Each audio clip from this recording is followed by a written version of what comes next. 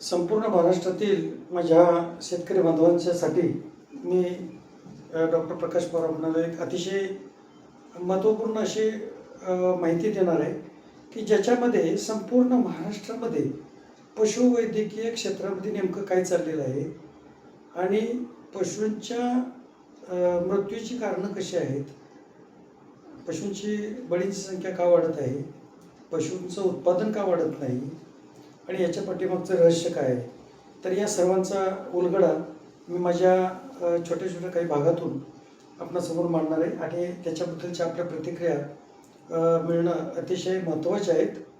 आणि हा जो माझा व्हिडिओ आहे हा आपणा सर्वांच्यापर्यंत पोचला की आपण इतरांना शेअर करण्याचा प्रयत्न करावा.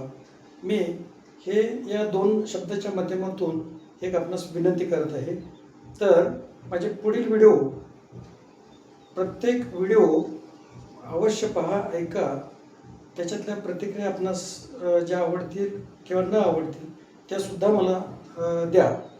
आणि पशुवैद्यकीय क्षेत्रातील एक सावळा गोंधळ जो आहे तो आपण थांबवण्याचा प्रयत्न करायचा आहे आणि हे कुठंतरी थांबलंच पाहिजे. आणि याच्यासाठी नेमकं काय केलं पाहिजे, याच्यामध्ये आपणा सर्वांची भूमिका काय असायला हवी हे मी या यूट्यूबच्या माध्यमातून किंवा चॅनलच्या माध्यमातून आपणासमोर मांडण्याचा प्रयत्न करणार आहे.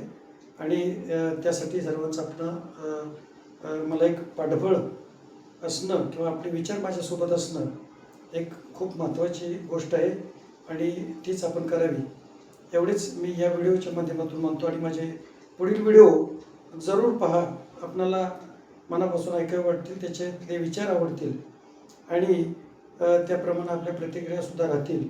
नक्कीच याच्यामध्ये समाज प्रबोधन हा एक हेतू आहे, हे लक्षात घ्यावे. धन्यवाद. डॉक्टर प्रकाश पवार, कराड.